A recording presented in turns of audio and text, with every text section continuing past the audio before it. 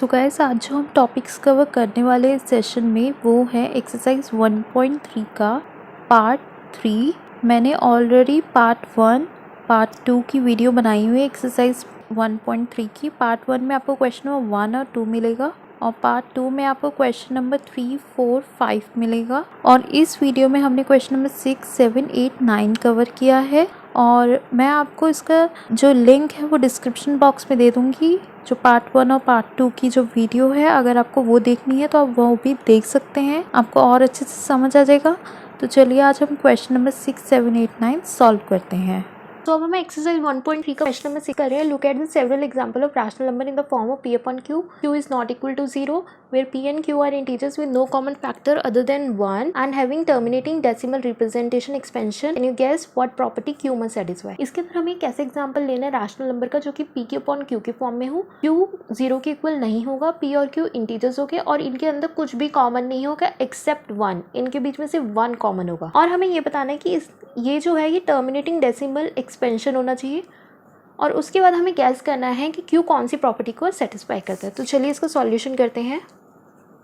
हमने एग्जाम्पल में लिया है 2/5। जब आप 2/5 को सॉल्व करोगे तो आपका आंसर आएगा 0.4, सेम एज 5/2। इनके बीच में कुछ भी कॉमन नहीं है। उसने क्या बोला, p/q की फॉर्म में होना चाहिए 2/5 और p और q इंटीजर्स हैं और इनके बीच में कुछ भी कॉमन नहीं है एक्सेप्ट 1 कॉमन है। And same as with this, अगर आप इसको भी सॉल्व करोगे तो आपका आंसर आएगा 2.5 ही है। अगर आप 3/5 को सॉल्व करोगे तो आपका आंसर आएगा 0.6।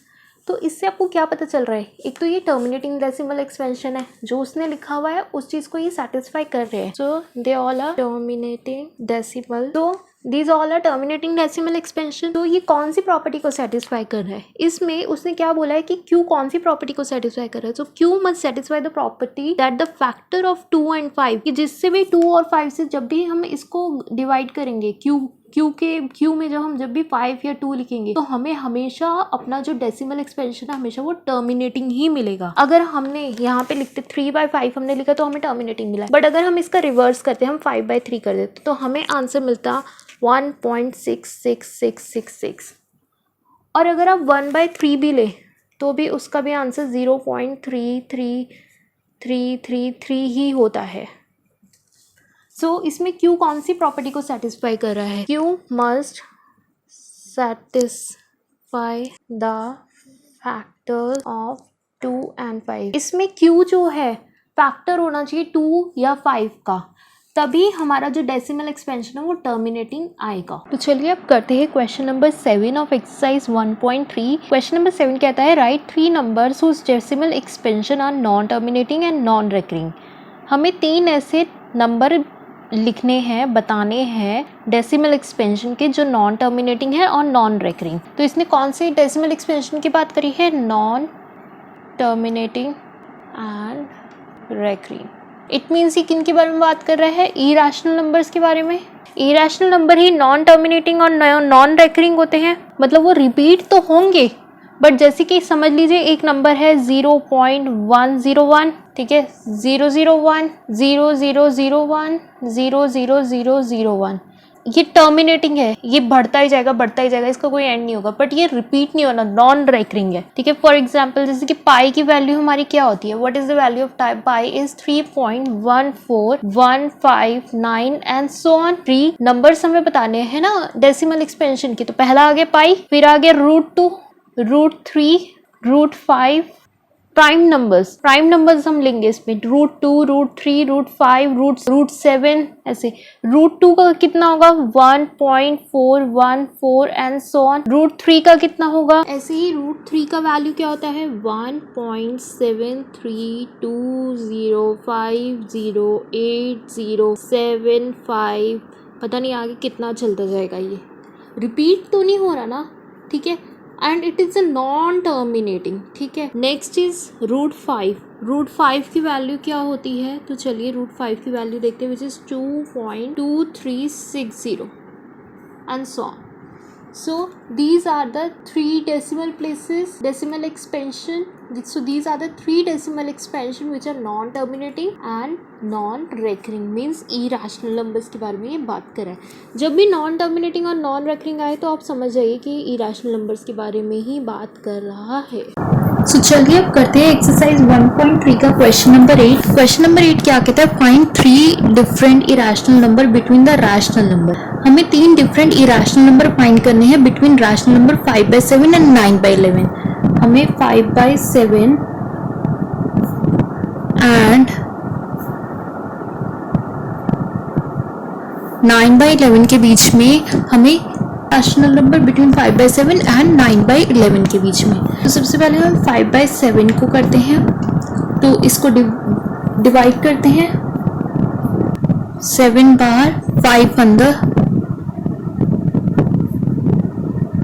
एक पॉइंट लगाए, 0 लगाई, 7 7 इज 49, माइनस किया तो बचा 1, 0 लगाई, 7 1 इज 7, माइनस किया 10 में से 7 गए बचे 3, एक 0 लगाई, 7 4 28, माइनस किया बचा 2, एक 0 लगाई, 7 2 इज 14, 20 माइनस 14 इज 6, एक 0 लगाई, 7 8 56, माइनस किया 4 लिखा, 0 लगाई, 7 5 इज 35, माइनस किया 5 बचा। तो हमने कहां से स्टार्ट किया था, हमने 5 से स्टार्ट किया था, हम 5 पे ही आ गए। इसका मतलब ये आगे रिपीट करेगा, ठीक है।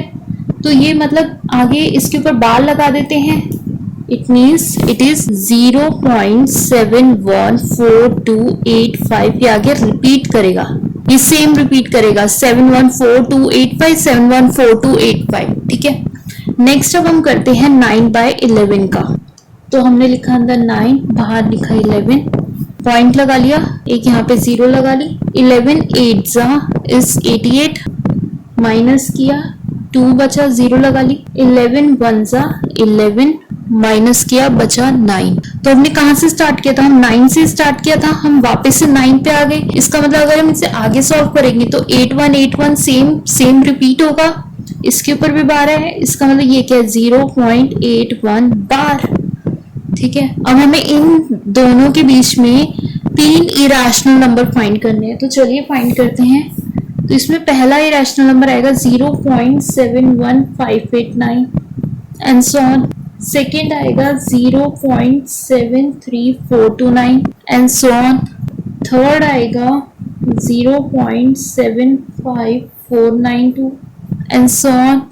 एंड फोर्थ होगा इसमें 0.77912 and so on. So these are the 3 irrational number between the rational number. 3 different irrational number between the rational number.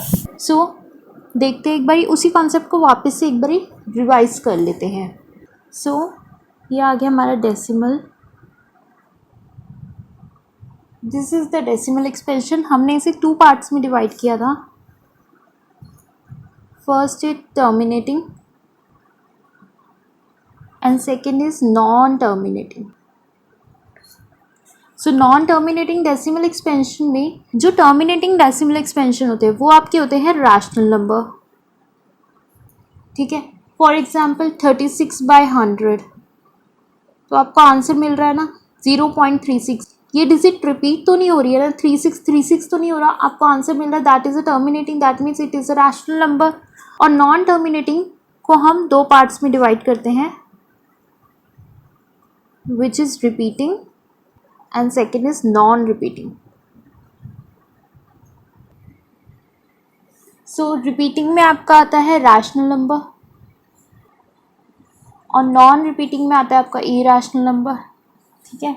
तो इससे आप समझ गए होंगे कि टर्मिनेटिंग डेसिमल एक्सपेंशन जो होते हैं वो होता है रैशनल नंबर, और नॉन टर्मिनेटिंग में 2 आते हैं, first is repeating, second is non repeating. Repeating वाले रैशनल होंगे और नॉन रिपीटिंग वाले आपके इरैशनल होंगे। तो सबसे पहले उसने आपको फर्स्ट में दिया है √23, रूट में दिया हुआ है आपको। अगर ये रूट में दिया हुआ है आपको तो आपको पता चल ही जाएगा कि हाँ रूट के जितने भी है वो P/Q की फॉर्म में तो होते हैं, that means it is a irrational number.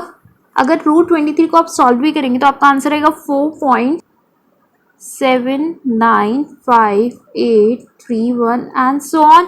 That means it is a irrational number. Rational number कौन से होते हैं? जो p अपॉन क्यू की फॉर्म में होते हैं, ठीक है। irrational number for example √23, √5, √6। Second आपको दिया हुआ है √225। चलिए इसको करते हैं। √225 क्या है? √225 अगर आप 15 को 15 से मल्टीप्लाई करेंगे तो यू गॉट योर आंसर 225। सो जो √225 है 15 का स्क्वायर रूट है ये, ठीक है। That means it is a rational number. क्यों रैशनल नंबर है? क्योंकि ये स्क्वायर रूट के अंदर ये कोई प्राइम नंबर नहीं है, ठीक है। ये 23 जो है वो किसी के टेबल में नहीं आता, वो अपनी टेबल में आता है। जो 225 है it is coming in the table of 15, 15 is 225। √144 का जो स्क्वायर रूट होता है that is 12, it is also a rational number. √225 is a rational number. अगर आपको दिया होता 144, इसका 12 होता है square root, it is also a rational number. अगर आपको दिया होता 121, इसका 11 होता है, it is also a square root, ठीक है।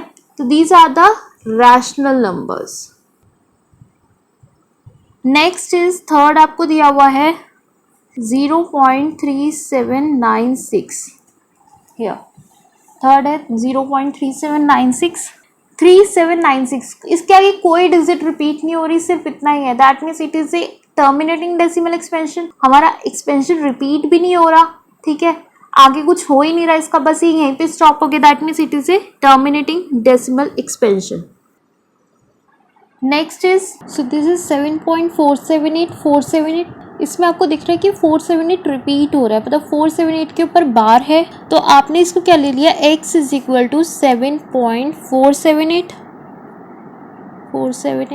आपने इसको x लेट कर लिया और मल्टीप्लाई किया बोथ साइड। कितनी डिजिट्स के ऊपर बार है? 3, तो 1000, 3 0 लगा के 1000 से इसको मल्टीप्लाई करेंगे बोथ साइड्स, तो किया 1000 multiply by x is equal to 1000 multiplied by 7.478478। तो ये आपका होगा 1000x इज इक्वल टू 7478478।